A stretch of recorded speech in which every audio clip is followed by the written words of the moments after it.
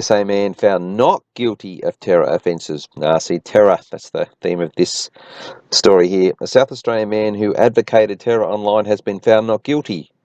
Well, hang on, if he advocated it, then he's guilty by reason of mental impairment. Okay, these writers. An Adelaide man accused, okay, they've fixed it up down here, accused of advocating terrorism. So they've got the headline at the top, and now they've softened it down here. That's what I like to do.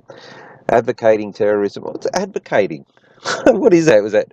I know the terror laws, even though they're ridiculous, they do say you can't coerce people into terrorism. I'm not sure exact wording, but I don't remember advocating. Was it suggesting? So can you suggest to someone terrorism? They're really loosening up the wording here, aren't they? On Monday, after pleading not guilty to 4 counts of advocating terrorism online in 2015 and 16. So that's going back quite a way now. It's 3 years.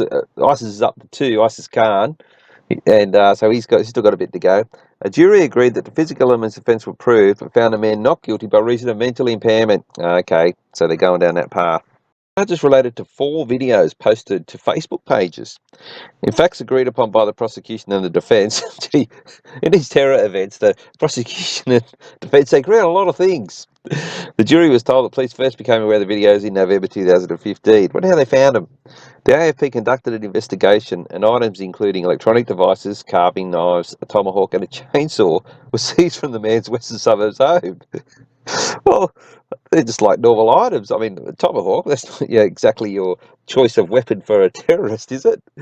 And what's that got to do with, unless the videos showed that he's only advocating.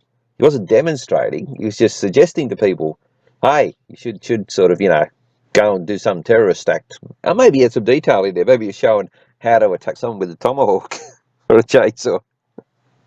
I'm not sure the nexus between these items seized and put videos up. Anyway, videos were played in court before Commonwealth prosecutor Anne Barnett and defence Edward Jolly said 2 forensic psychiatrists had reached the same conclusion on the man's mental state. So both of them had put forward, they were all in agreement about this mental health thing.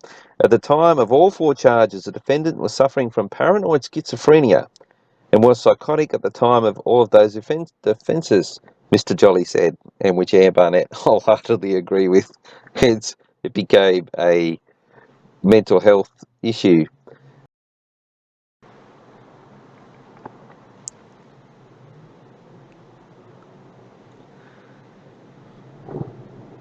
Now, paranoid schizophrenia, here's the symptoms of it.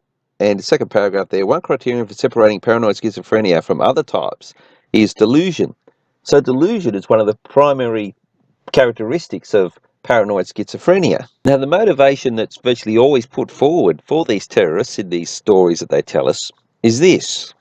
Get back! Get back! My brothers in Iraq! Get back! Get back! My brothers in Iraq! Well, he's mentioned Iraq, but also other countries in the Middle East like Syria and Afghanistan. Now, if you have a quick look at this. 500,000 children have died. Is the price worth it? But we think the price is worth it. Here's a story about Australians killing civilians in Iraq as well. They're credible. Although I do actually think this story in and of itself is a bit of a fairy tale as well. But that's what's been advertised. So it's reasonable to believe that that's true. Back to this paranoid schizophrenia and this supposed delusion. Now, the motivation that they insert into their fairy tale stories about terrorism and these staged terrorist attacks is that it was in retribution for killing people in the Middle East. Well, that's established. So they can't possibly be delusional about that. So what is they're delusional about? Now, it can't be delusional that, you think rice bubbles are cornflakes. The delusion needs to relate to the offence. And that's the only motivation that they ever put forward in all of their fairy tales that they tell us. Now, in this symptoms, it also goes on to talk about delusions of grandeur. Well, putting up 4 Facebook videos isn't actually a grandiose action. You're not sort of, trying to achieve grandeur by doing that. So you haven't got delusions of grandeur as well. Mental impairment and being diagnosed as mentally unwell, that serves 2 functions. In immediacy, what it does is it helps them stage these hoaxes and then just get them off the books without, sort of bothering the prison system and jailing people that they've used, patsies or even paid actors. They can't jail them. So that's how that's one reason why they go down the mental health path. The other is also that it gives them the option down the track. See, when they crash the economy, before it becomes apparent, they could, maybe make out like everyone's unwell, mentally unwell, for believing that it's the bankers are behind it, because that's what they like to do. It is to just take over everything, and like Greece, just carry on as though they didn't do anything criminal and untoward. Whereas in actual fact they did. So they can jail some people or put people away for mental impairment. And if you believe that the bankers are doing it, you're delusional.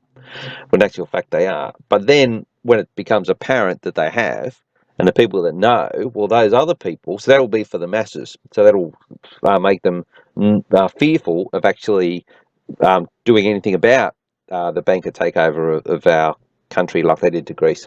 But the people that know it and will continue to fight, well, they won't be mentally unwell. They will be done for the terror laws, under terror laws. So they don't want to fill the jails up with everyone. They just want to subdue the people. You're delusional if you believe, the bankers. But like I said, those hardcore ones, they'll be picked up off the street. No bail, because they've got the bail laws in place. They will be convicted off virtually nothing.